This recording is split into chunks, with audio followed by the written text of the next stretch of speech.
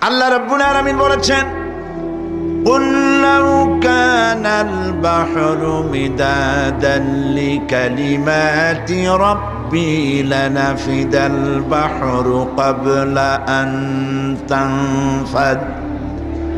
قبل أن تنفد كلمات ربي ولو جئنا بمثله مددا।